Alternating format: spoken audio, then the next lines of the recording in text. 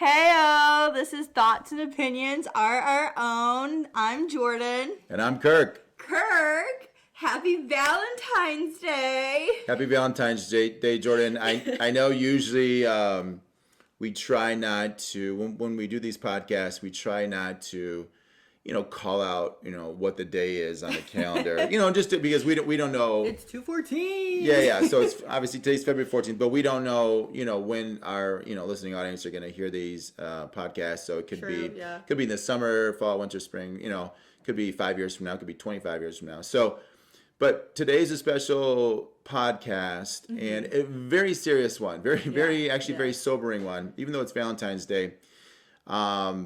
So today's February 14, 2021. And we had an opportunity a few months ago, last summer. Yep. We took a father-daughter real quick, actually it was about a 5-6 day trip. About a week, yeah. To sunny Florida. Whoop, whoop. And had a great time. Went there and saw some really, neat places that I really hadn't been to. But one of the places that we felt led to go to was the Marjorie Stoneman Douglas High School in Parkland, Florida, which is where that school shooting was. It was 3 years ago today. So we thought we'd do this podcast in honor of the people who lost their lives that day, the faculty, staff, students, so we're talking about a very serious topic on Valentine's Day. Not gonna lie, after going there, it did kind of change me. I remember that day. I remember being there. I remember getting out of the car and walking around the school and seeing that memorial garden that they had right there on the main intersection. That was tough. It was right there. It was very moving. It was a very heavy moment. For sure, yeah. And I don't think I've ever been to the school shoot like a school shooting actual place. I've heard of them obviously on the news.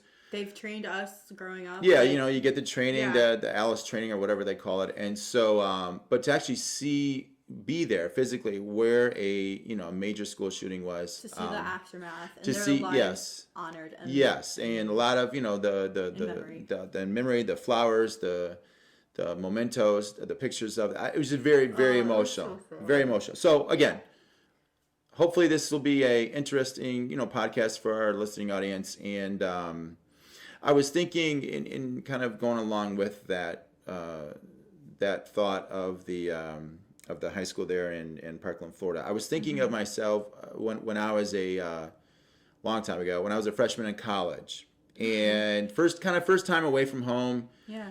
I was in Tulsa, Oklahoma. I was a freshman in college again, and first semester, fall. Really wasn't having a good time actually, and it wasn't going very well for me like I was hoping. And I remember there was a certain day, I think it was a Wednesday morning actually. I know it was many years ago. Very detailed. And but I remember I woke up for my whatever it was 7:50 a.m. class.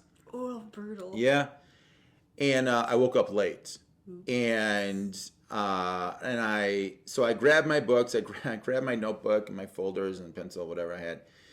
And I ran out of the dorm, and I'm running across campus there at the school that I was attending. And it was maybe on a good day, maybe I could make it from my dorm to the where the classroom was. So I'm running. I'm booking it. I am booking it. Marathon. I'm 18 years old. I've got a lot of energy.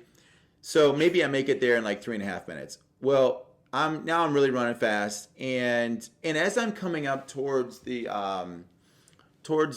building where my classroom was, I'm breathing heavy. I remember it was a cold, maybe cool, like late October, early November day there in Tulsa. It was a crisp autumn. It was a crisp autumn morning, and as I'm coming up, I'm almost to the building where my classroom is, and right in front of me, literally right on the sidewalk that I'm running on. Yeah. No one else was there. It was just me. And as I'm almost there, I see this girl in front of me. So it's me and her. And I get closer and I realize she's in a wheelchair. Oh. And so I'm again maybe seconds away from getting into this building, and and I remember she was crossing my sidewalk. She was crossing from the right to the left. She was headed towards the left of me, and one of her wheels in the wheelchair, it was stuck in like this kind of like this big crack Oh, in the sidewalk. And I remember she had it was like an automatic wheelchair where the little joystick thing, and Oh my gosh. yeah. So she's stuck. She's stuck in the I guess the crevice of the sidewalk. Oh no. And I remember I'm, breathing heavy. I'm kind of a big guy, I'm kind of running up towards her, kind of like, and she looks up at me and we make eye contact. And I'm like, 30 feet away from her. And it's me and it's her and it's like nobody else. And I have a split second decision to make. Do I keep running around, and going, okay, well, somebody else is going to have to help her. I got to get to class. Or do I stop and do I say hi? And I had never met her before. Do I say hi? Do you need some help? Which is what I did. Thankfully. Well, So I slow down and I stop and she looks up at me and I look down. I said hi. And she goes, hey. I go, do you need some help? And she said yes. Mm-hmm. So I put my books down, my pencil stuff, and I get underneath the wheelchair and I kind of lift it up off the crevice there on the sidewalk. And I look at her and I go, are you okay now? Are you good? She goes, yep, thank you. Mm-hmm. And she started going on her way, and I get my stuff, and now I'm like really, really late to my 7:50 class. So I think of that. That moment in time, that experience that I had, a long, long time ago, and all the time that I was at that school in Tulsa, I never saw her again. Oh, that's true. But it was a lasting impression because here's what I got from that situation. Jordan, there are people in our lives. In our viewing audience, there are people in our lives that are right in front of us. Mm-hmm. They're literally right in front of us, and they are stuck. Mm. They are stuck physically, mentally, emotionally, spiritually, financially, and they're put right in front of us for a reason. And we have to decide: are we going to stop and help them basically get unstuck? Yeah. Or are we just gonna zip right on by and say, well, you know what? I'm really busy today. I got a lot of things to do today. I can't stop and kind of get myself involved in that situation. So that's what I was thinking. So that reminds me of the Good Samaritan. The story in the Bible. Yeah, and I don't think a lot of people know it because I think in today's society, like that word gets thrown around, like they're a Good Samaritan, right, or like the Good Samaritan Hospital, right. But the Good Samaritan actually comes from the book of Luke. And for those of you Christian people out there, is actually Luke 10, verses 25 through 37. So basically what is happening is Jesus is talking to people, and some teachers who thought they were all that were trying to trick him. And they were like, how do I get to heaven? What's the most important, law? And Jesus said, obviously love the God with all of your heart, and love your neighbor. And they're like, oh, okay, like we for sure got him now. And they're like, well, who's my neighbor? And then Jesus tells the parable of the Good Samaritan. So basically, there was this guy that was, traveling from one town to the next, and a group of thieves, beats him up, robs him, beats him up so bad they literally leave him out there to die. And just kind of leaves him on the side of the road and leaves. Okay. And that walks by is a priest, and he sees the guy that just got beat up, and he looks at him, and instead of helps him, he walks on the other side of the road. So he doesn't stop to help him. He's just like, I gotta keep going. Okay. He had a busy day or something. I was like, oh, okay.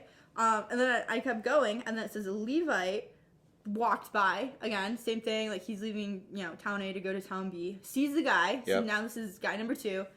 Sees him and does the same thing that the priest does. He just walks on the other side. He goes, whatever.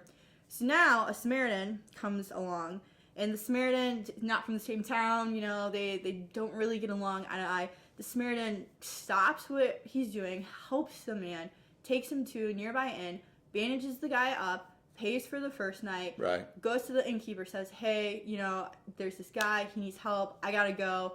Here is some money for all of his expenses. If the guy, if his medical bill is, if this doesn't cover his medical bill, the next time I'm in town, let me know, and I'll come back. I'll cover everything. Yeah. Okay. So that reminded me of VeggieTales. There's an episode VeggieTales, where sure. it says like, "Are you my neighbor?" And basically, they do the same thing. There's this guy. He gets beat up. The mayor of the town ignores him. A doctor walks by, ignores him. She goes, "Nah, I'm too busy." The mayor goes, "Nah, I'm too busy." And then this little kid walks by, and he's like, "Well, yeah. I'll help you. Like, Yeah. I'll pay for you." Right. And I'm just like, that is so nuts. Like, here are these people, same town, same belief, and they're like, nah, I'm too busy for you. I'm too busy for my neighbor, and so someone else has to come along, and that just kind of like shocked me. So basically, Jesus is saying like, everyone is your neighbor. Yes. Love everybody. It doesn't matter what you look like, who you are. In America, we're very diverse. You can be whoever you want. You can worship anything, but like, you have to love people. You have to help people with love. And we've been talking about people being stuck, and how maybe if there was someone that had helped these people get stuck, maybe they wouldn't be stuck in a moment. And I think of you too. Right. There's that song, "Stuck in a Moment," and you can't get out of it. Can't get out of. Yes, and you two, obviously, my favorite band. I think we've talked about that before. And Bono, the lead singer, he wrote that song called "Stuck in a Moment You Can't Get Out Of." About that song is about one of his friends who was stuck physically, mentally, emotionally, spiritually. The guy's name was Michael Hutchence. He was the lead singer of a band called In Excess, very popular band from Australia in the 80s and 90s. And sadly, Michael was going through a hard time in the mid to late 90s, and he took his own life in a very, very kind of dark way. And Jordan, so I think about the school shooter there in Parkland, Florida. I think he was stuck too. Yeah, physically, mentally, emotionally, spiritually, and sadly, he, like Michael Hutchence, just didn't get the help to get unstuck. Mm-hmm. And so I think the challenge to us, Jordan, and again, our listening audience here, is when we see someone right in front of us, whether it's a wheelchair, it could be someone in a wheelchair. It could be, again, but you can observe, you can realize something that they're stuck, and if you don't help them, they're probably going to still continue to be stuck. Yeah. I think it's our responsibility as humans, because there's 8 billion people on the planet, and we're right. we're all in this together. We're all trying to figure out what we're doing here and what we're supposed to be doing with our life. But I think one of the responsibilities as a human being is to, like you said in that passage, look out for each other, especially nowadays. Yeah. The way the world is, obviously the way the world has changed the last year, is to try to help each other get unstuck. Mm-hmm. I think three key words that kind of came to me today as I was thinking about this podcast is if everyone felt these 3 words, that they would feel so much better about themselves, and hopefully it would get them unstuck in their situation. The first word is love.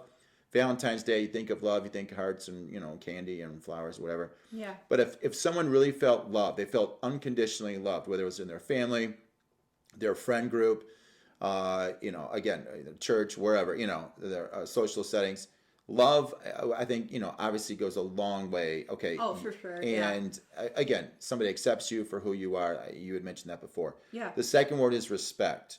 If people feel loved and people respect their opinion, they respect their choices that they're making. Their voice. Their voice. Yeah. Yep. People respecting what they have to say. They're actually listening. They're taking time to stop and listen to what they have to say. Their thoughts and opinions. And their thoughts and opinions. And the last word is value. Does someone feel highly valued? Again, whether it's in a family situation, at work, again, in their social community where they're socialized. So I think this is a very serious topic, very sobering topic, but I really felt like, again, to honor those faculty, staff, and students that were killed 3 years ago today, February 14, 2018.